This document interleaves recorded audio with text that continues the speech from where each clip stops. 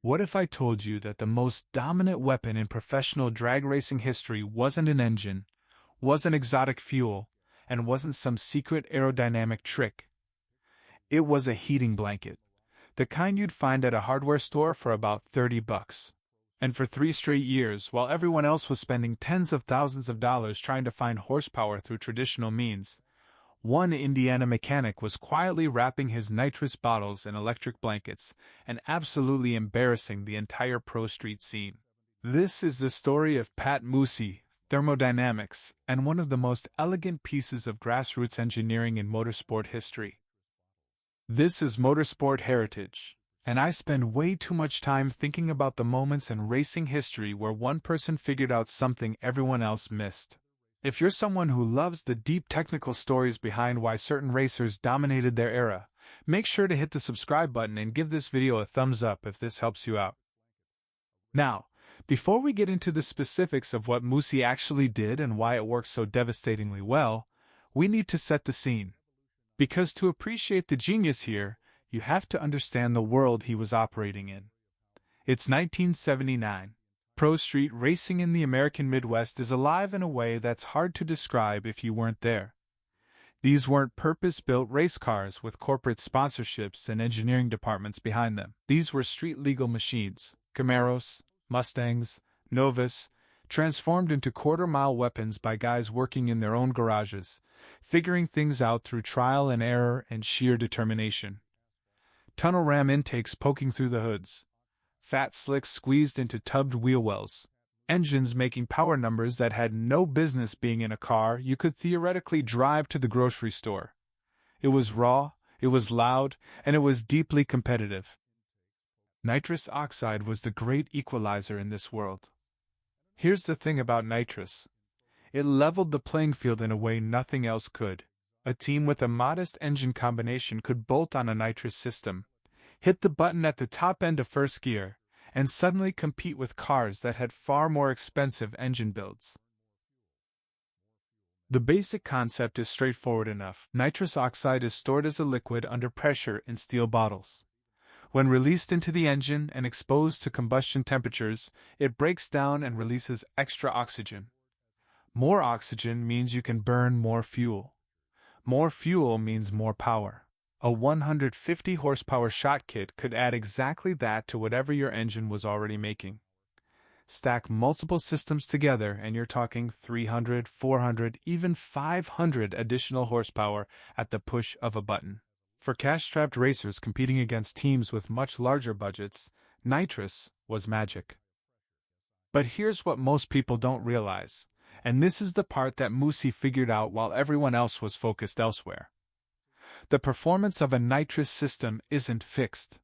It isn't a constant number you can rely on. It's directly, fundamentally, and significantly affected by the temperature of the gas in the bottle. And in 1979, essentially nobody in pro street racing was thinking seriously about this. They were all focused on the engine. The camshaft, the cylinder heads, the compression ratio, the carburetor. The nitrous bottle was just the bottle. You filled it up, you bolted it in, you pressed the button and hoped for the best.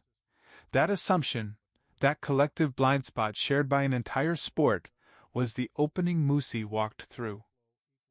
Let me explain the physics here, because this is where it gets really interesting, and understanding it is what makes Moosey's solution so elegant.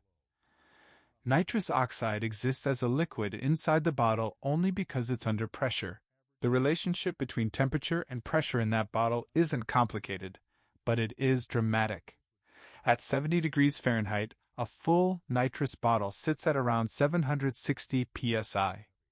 Bring that same bottle up to 90 degrees, and you're now at 940 psi. At 100 degrees, you're crossing 1020 psi. At 110 degrees, you're pushing 1100 psi. And at 120 degrees, that pressure hits approximately 1280 psi. Now, you might be thinking that those differences sound significant, but maybe not race-winning significant. Here's where the physics really bites. Nitrous flow through a jet is proportional to the square root of the pressure differential. That's not a linear relationship. That's a compressible flow relationship, and it means the gains from elevated temperature are much bigger than they appear at first glance. When you go from 760 psi at 70 degrees to 1280 psi at 120 degrees, you're not getting a 68% increase in flow. The actual flow increase, accounting for the square root relationship and the dynamics of how gas moves through a precision orifice under pressure, works out to approximately 30% more nitrous flowing through the same jets. 30% more nitrous means 30% more oxygen available for combustion. 30% more oxygen means you can add 30% more fuel. And when you translate that into horsepower on a system that was already adding, say, 500 horsepower at ambient temperature, you're talking about another 150 horsepower that nobody else knew was available. 150 horsepower from temperature control alone. No machining, no exotic components, no engine modifications. Just heat. Moosey understood this because he was, at his core, an engineer's mind trapped in the body of a racer. While other guys were bench racing at the local speed shop, talking about cam specs and intake manifold choices, Moosey was sitting with vapor pressure charts and flow calculations, working through exactly how much each degree of temperature change affected his system. He pulled the numbers, did the math, and realized something the entire sport had missed. Then he thought about something equally important. Not just whether this advantage existed, but how to capture it reliably, consistently, and without anyone figuring out what he was doing. This is where the true genius of the execution comes in. Because discovering a performance advantage is one thing. Building a system that delivers it reliably, run after run, regardless of weather conditions or ambient temperature, without attracting attention from competitors or tech inspectors, that's another thing entirely. Moosey's solution was almost insultingly simple. He went to the hardware store and bought electric heating blankets. The type designed to wrap around water pipes to prevent freezing during winter. These blankets could conform to the shape of a nitrous bottle and provide even, consistent heat across the entire surface. To control the temperature precisely, he added adjustable thermostats to each blanket, the kind used in industrial heating applications that could cycle the blankets on and off to maintain a target temperature within a couple of degrees. He set them to 120 degrees Fahrenheit. And that was essentially it.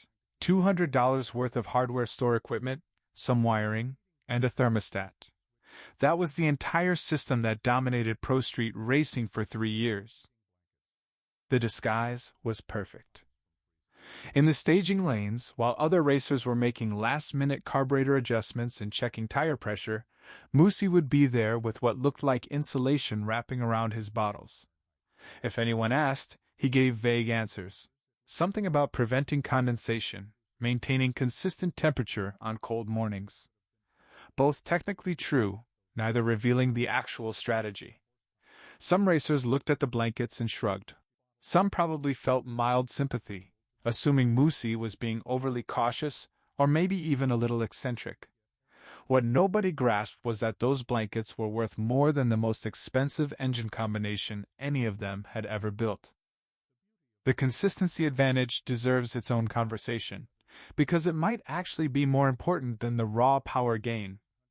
Look, in drag racing, consistency is everything. The racer who can predict exactly how their car will behave, run after run, is the racer who can dial in their launch, cut better reaction times, and tune their setup with precision. Moosey's heated bottle system didn't just add power, it made that power repeatable in a way that was impossible for his competitors to match. Think about what ambient temperature nitrous meant for everyone else. On a cool morning when the temperature at the track was 55 degrees, your bottles might be sitting at 60 degrees, giving you around 680 psi. By mid-afternoon, with the sun beating down and the staging lanes radiating heat, those same bottles might be at 85 degrees and 900 psi. That's a completely different amount of power making it to the rear wheels, from the same car, on the same day. You couldn't dial your car in with precision because your nitrous system was a different animal every single run. Now consider Moosey's world.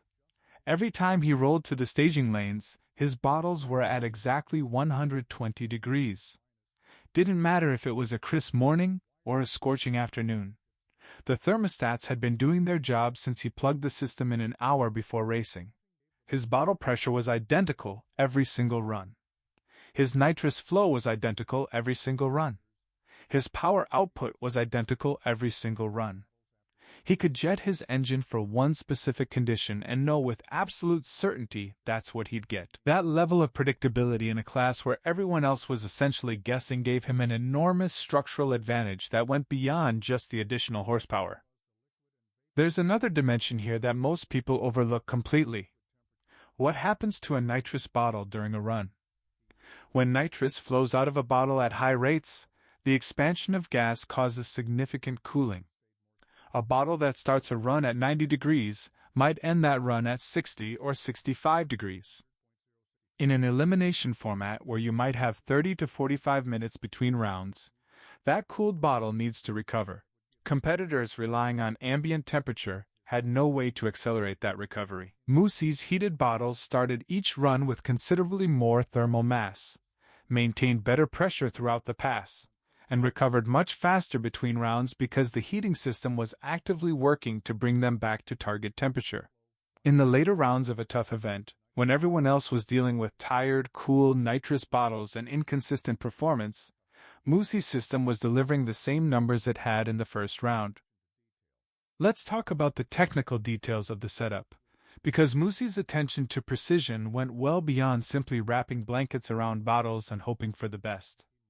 The heating blankets he used were rated at approximately 150 watts each.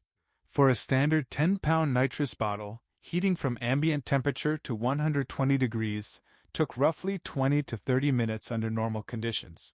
The thermostats he selected were industrial-grade adjustable units with a range from 50 to 140 degrees and accuracy within plus or minus 2 degrees. He wired them through relay circuits capable of handling the current draw of multiple blankets simultaneously. The placement of temperature sensors was something he experimented with extensively, ultimately finding that mounting the sensor directly to the bottle body, approximately one-third of the way up from the bottom, gave the most accurate representation of actual liquid nitrous temperature. This mattered because the liquid and vapor phases inside the bottle can have slightly different temperatures, and it's the liquid temperature that drives pressure. Moosey also discovered through experimentation that insulating the bottles after they reached target temperature was essential for maintaining stability. He used foam pipe insulation and custom covers to reduce heat loss to the environment. This reduced the workload on the heating blankets and produced more stable temperature readings between runs. The whole system was engineered for reliability.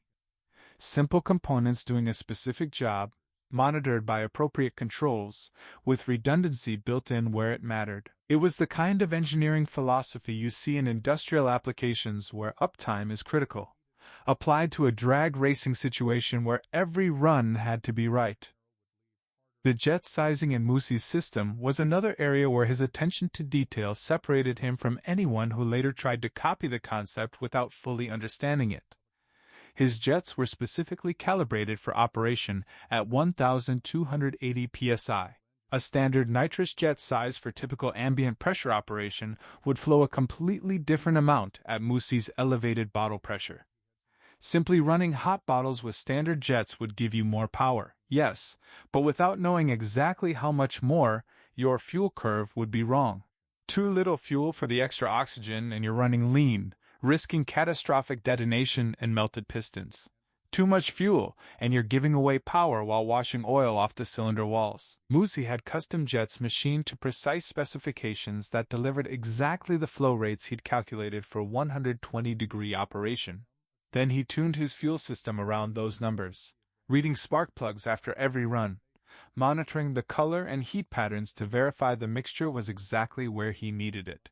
This was meticulous, methodical work that transformed an interesting thermodynamic observation into a refined, reliable race-winning system.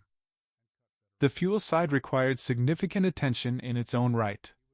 More nitrous means more oxygen, and more oxygen demands proportionally more fuel to maintain proper combustion ratios. Moosey increased his fuel jet sizes to match the elevated nitrous flow, and added a secondary fuel pump to ensure supply could keep up with demand during hard runs. He mapped out exactly what his engine needed at various stages of the run, accounting for the fact that bottle pressure would drop as nitrous flowed out, adjusting his fuel delivery to track that change. This systems-level thinking, considering not just each component but how all components interacted across the entire duration of a pass, was what truly set Moosey apart from competitors who were focused on individual parts. Now, you might be wondering why he chose 120 degrees as his target temperature rather than going higher. If more heat means more pressure and more power, why not push to 130, 140, or beyond? This is where Moosey's understanding of the complete system showed its depth. At 120 degrees, nitrous pressure was elevated well above what competitors were running, while still sitting comfortably within the safety margins of standard nitrous components. Solenoids, lines, fittings all rated for 1,800 psi or more. But as temperature climbed beyond 120, other problems began to emerge.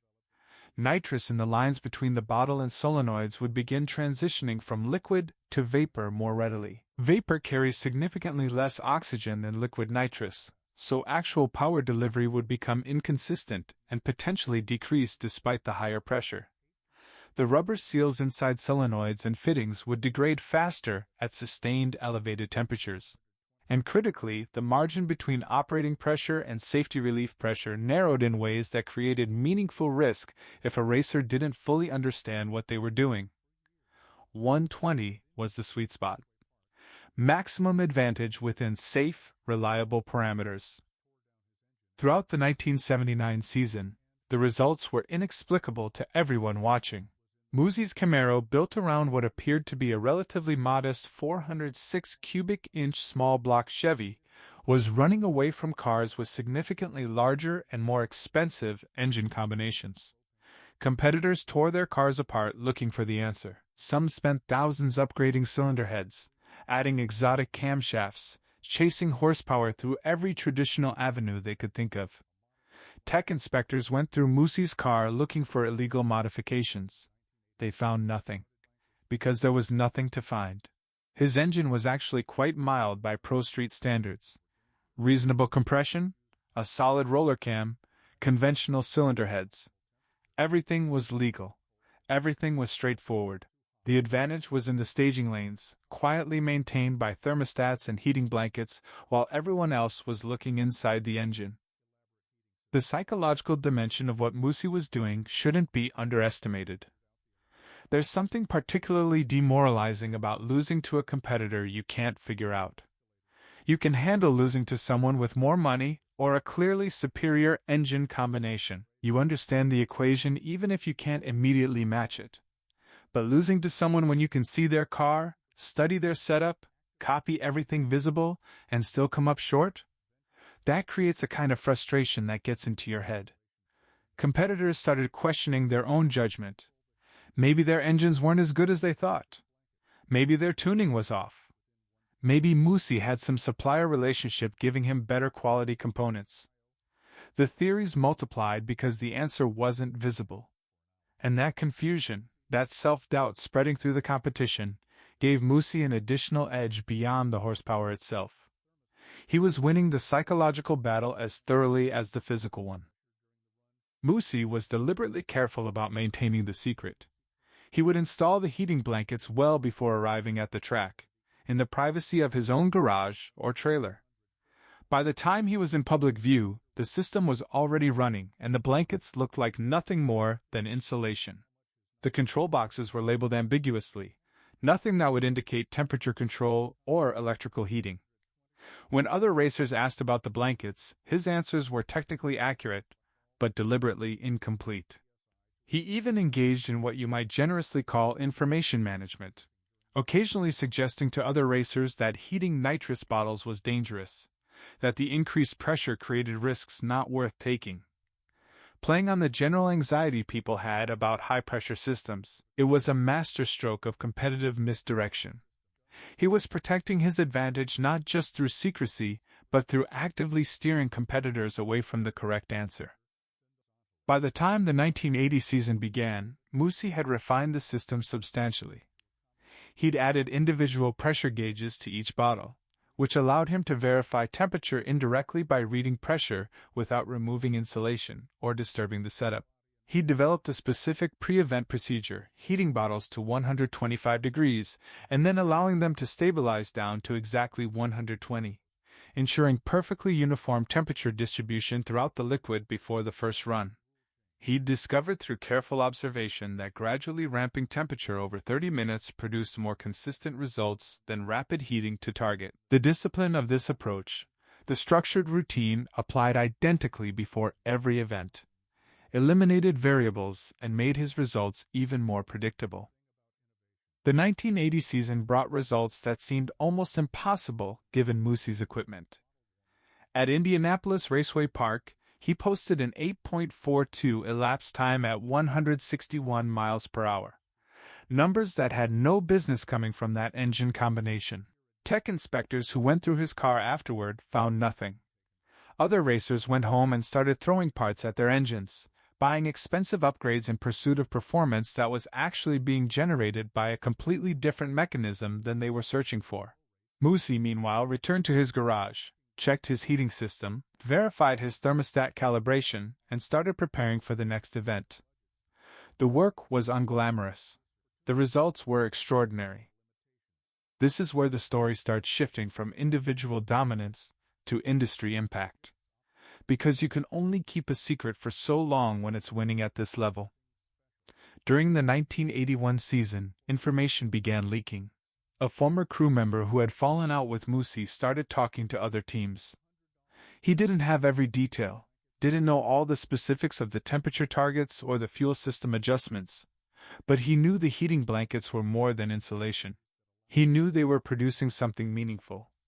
Word spread through the pro street community the way information travels in tight-knit racing circles, in fragments, in speculation, in half-understood details passed through conversations at the track. Smart competitors started experimenting. The early attempts to replicate Moosey's approach were mostly unsuccessful because racers were working without the complete picture.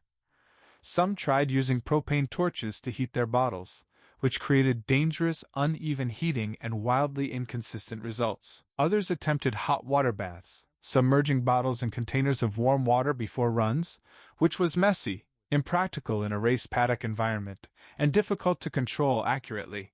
A handful figured out that electric blankets were the answer, but without knowing the optimal temperature or understanding the fuel system implications, they either ran too cool and captured only a fraction of the advantage, or ran too hot and introduced reliability problems. The knowledge was out but incomplete, which in some ways made it more dangerous than if nobody had known anything. The arms race that developed through 1981 created a new set of problems for the sport. As more teams began experimenting with heated bottles, some without adequate understanding of the safety parameters, incidents started occurring. At a race in Ohio, a competitor who had pushed his bottles beyond safe temperature limits watched one of his safety blow-off discs activate in the staging lanes. The sudden release of an entire bottle's worth of nitrous oxide at high pressure created a massive cloud that shut down racing operations for over an hour. Nobody was seriously hurt, but it was exactly the kind of incident that gets sanctioning body officials paying close attention. The pressure was building, in more ways than one, for the National Hot Rod Association and other sanctioning bodies to respond. Moosey, watching all of this unfold, continued innovating rather than resting on the advantage he'd already established. He developed a second-generation control system using pulse width modulation to manage power delivery to the heating blankets, rather than simple on-off thermostat cycling.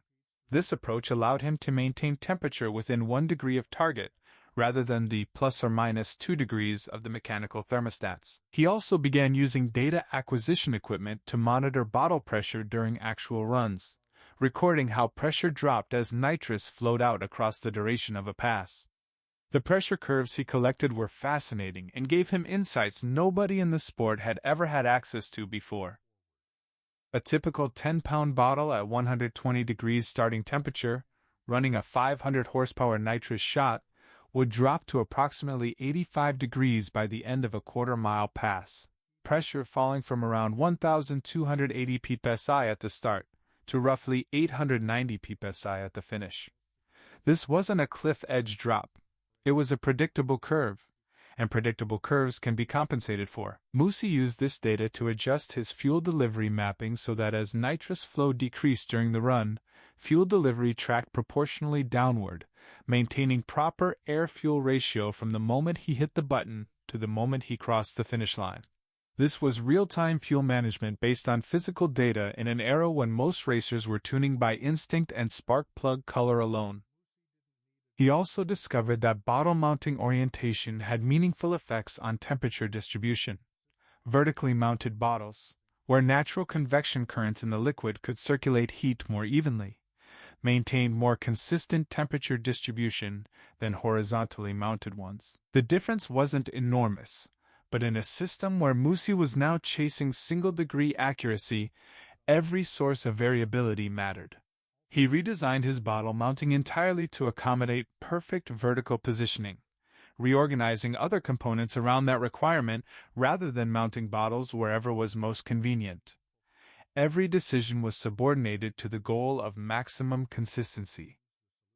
The end of this particular chapter arrived abruptly at the 1982 National Hot Rod Association Spring Nationals.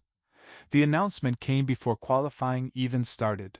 Effective immediately, nitrous bottles could not exceed 90 degrees Fahrenheit at any point during competition. Tech inspectors were equipped with infrared temperature guns and would be checking bottles in the staging lanes. Any competitor found with bottles above the limit would face immediate disqualification. The rule had been drafted specifically in response to the heated bottle situation, and everyone in the Pro Street paddock knew it. Some teams were angry. Some were relieved. Some were quiet, doing quick math in their heads about how much money they'd spent chasing an advantage they'd never fully understood, while the source of that advantage was now capped at 90 degrees. Here's the thing about that 90-degree limit, though. It wasn't arbitrary. It was the temperature at which most racers' ambient temperature bottles would peak on a hot day.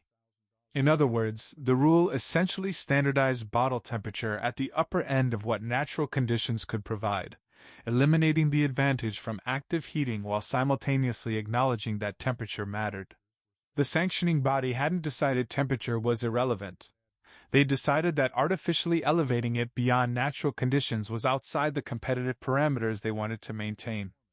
That's an important distinction. They validated Moosey's science while legislating away his specific advantage. What followed the rule change is one of the more interesting examples of how technology propagates through motorsport. Within months of the new regulation, nitrous system manufacturers were bringing products to market that nobody had been making before. Temperature-controlled bottle warmers designed to maintain exactly 90 degrees with precision. New solenoid designs engineered for optimal performance at the legal pressure ceiling. Custom jets calculated for consistent 90-degree operation. Fuel system components matched to the nitrous flow rates achievable at that temperature. The entire industry reorganized itself around temperature management as a fundamental engineering parameter, a principle that hadn't existed in commercial nitrous products at all before Moosey demonstrated its importance. Manufacturers also began publishing detailed technical literature that had never existed before. Charts showing nitrous flow rates at different temperatures. Guidelines for maintaining consistent bottle temperature through different ambient conditions. Recommendations for insulation and thermal management. All of this knowledge, now accepted as basic and important in any serious nitrous application, traces directly to what Moosey proved with his hardware store heating blankets. He didn't just win races. He expanded the entire technical understanding of the field. The legacy extends further than just nitrous technology. Consider what Moosey's approach represented methodologically.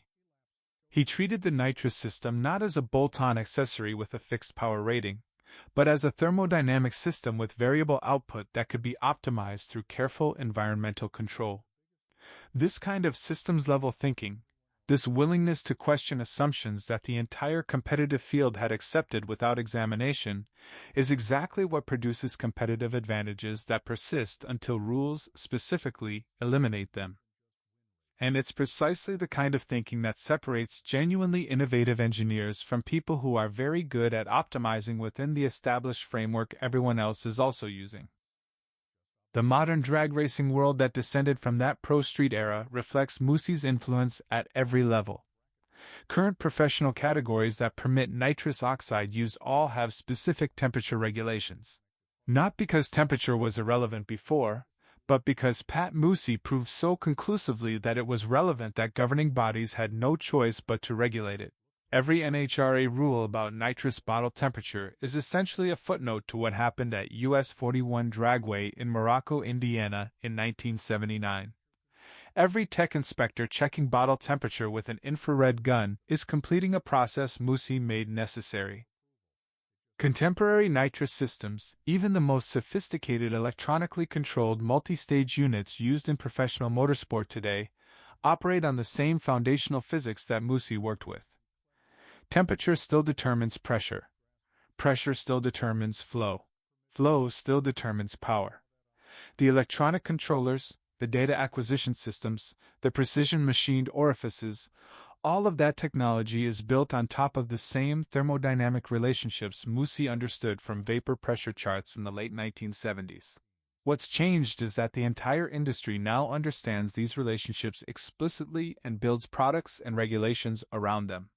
What was once one man's secret edge is now basic nitrous technology literacy. Pat Moosey's career after the heated bottle era is worth mentioning because it reinforces what kind of mind he was. Pat Moosey racing engines went on to become one of the most respected engine-building operations in professional drag racing. His work powered championships across multiple categories, including NHRA Pro Stock, a class where engines are arguably the most highly developed, naturally aspirated racing engines in the world. The same systematic thinking, the same commitment to understanding fundamental physics and applying that understanding more precisely than competitors, that characterized the heated bottle innovation showed up consistently throughout his career. The heated bottle episode wasn't a one-time inspiration. It was an expression of how he approached every engineering problem. And there's something worth sitting with here about the economics of the innovation. Before the secret got out, competitors were spending extraordinary sums trying to match performance that was being generated by temperature control, not by any of the modifications they were spending money on. A set of racing cylinder heads might cost $5,000 and add 50 horsepower. A custom camshaft, $1,000 for 30 horsepower.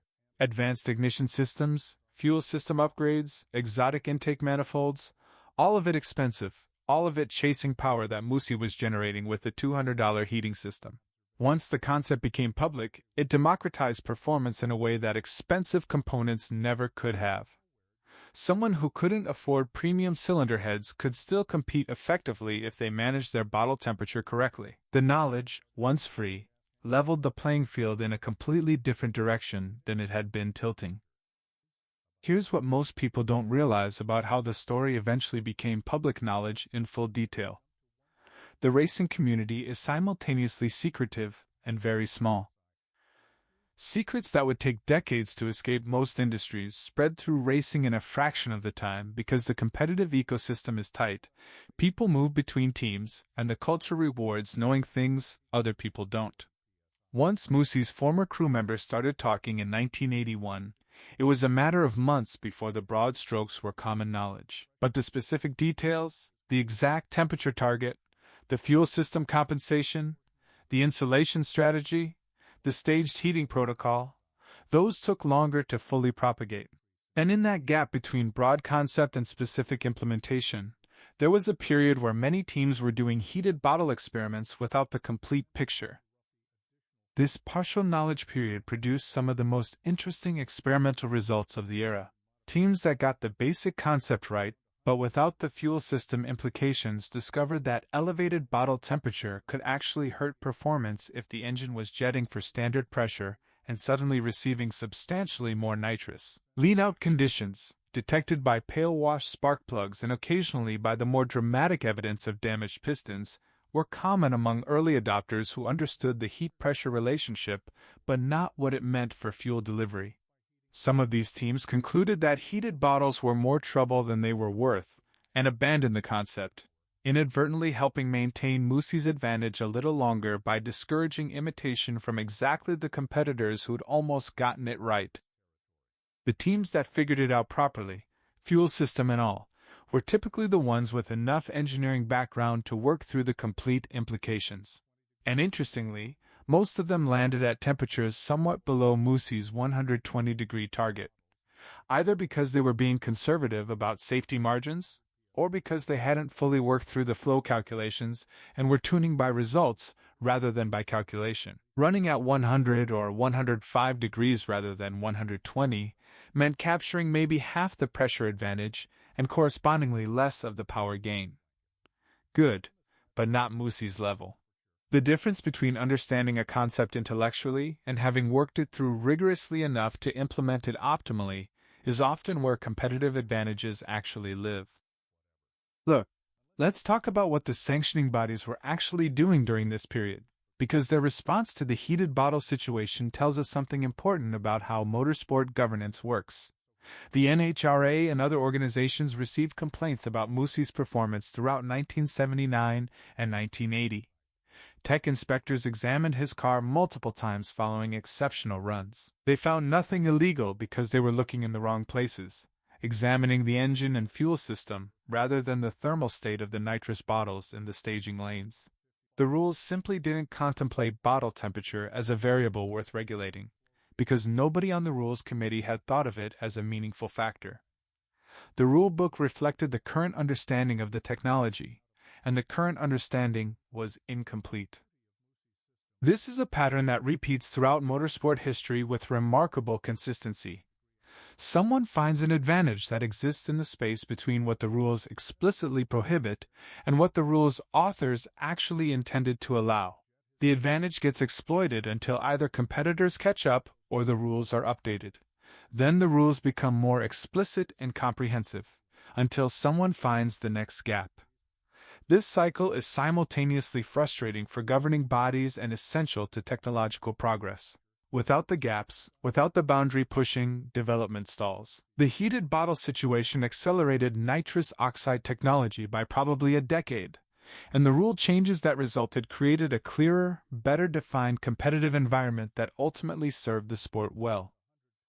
The data that Moosey accumulated over his 3 seasons of heated bottle dominance was, in its own way, as valuable as the wins themselves. His detailed logs of every run, bottle temperature before and after, ambient conditions, pressure readings, jet sizes, fuel system settings, spark plug analysis, elapsed times, trap speeds, recorded with the discipline of someone who understood that data was the foundation of improvement. Those notebooks represent a unique historical record. They show not just what was done, but how the understanding developed over time. Early runs showing conservative temperature targets and tentative fuel compensation. Later runs showing the fully refined system delivering consistent results. The progression of an innovation from concept to optimized implementation, documented by the person doing it. Modern researchers studying this period of drag racing history have access to some of these records, and they provide insights into Moosey's development process that aren't apparent from just looking at his race results. For instance, his early experiments with temperatures between 90 and 100 degrees showed meaningful but modest gains. The decision to push to 120 degrees came after he'd worked through the vapor pressure charts carefully enough to identify it as the practical optimum. Below that temperature, he was leaving performance on the table. Above it, the vapor transition problem started manifesting. The choice of exactly 120 degrees wasn't arbitrary. It was the result of careful analysis, and the documentation shows exactly when he reached that conclusion and how subsequent runs validated it.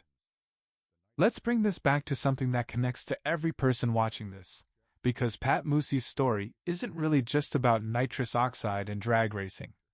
It's about a specific kind of thinking that produces results others can't match. Moosey's competitors were all asking the same question: how do I get more horsepower? And they were all looking for answers in the same places, inside the engine, in the components they could machine and modify and improve. Moosey asked a slightly different question. Where is power being left on the table that nobody else is looking at? And then he went looking in places his competitors had already dismissed as not worth examining. The nitrous bottle. A sealed vessel with fixed contents. What could possibly be done there? Apparently, quite a lot. This reframing of the question is what separates innovation from optimization. Optimization is making existing solutions better within established frameworks. Innovation is questioning whether the established framework is actually optimal in the first place. Most of Moosey's competitors were exceptional optimizers. They understood engines deeply and could extract remarkable performance from traditional approaches. Moosey was an innovator who looked at the complete system, identified an unexamined variable, and built a solution around exploiting it. Both skills matter in racing, but in any competitive environment where most participants are optimizing the same things in the same ways, innovation is where the decisive advantages live. The relatable analogy here is actually one that Moosey himself apparently used when explaining the concept to people after the secret was out. He'd compare it to heating syrup before pouring it. Cold syrup flows slowly through a narrow opening. Warm syrup flows faster through the same opening. The opening hasn't changed. The syrup hasn't changed. You've just changed the temperature, and everything flows differently. Nitrous oxide obeying vapor pressure laws and compressible flow physics isn't fundamentally more complicated than that intuition, even though the engineering of capturing the advantage precisely requires serious rigor. The insight itself is accessible. The execution is where the work lives. Consider for a moment how this story would play out in today's racing environment, because the contrast is illuminating in its own right. In 2024, the information that Moosey kept secret for 3 years would probably survive 3 race weekends at most. High-speed cameras documenting everything in the paddock. Data acquisition systems on competitor cars that could detect performance anomalies and trigger systematic investigation. Social media circulating photographs and speculation in real time. Forum discussions where people with thermodynamic backgrounds would look at a photo of a blanket-wrapped nitrous bottle and immediately understand the implication.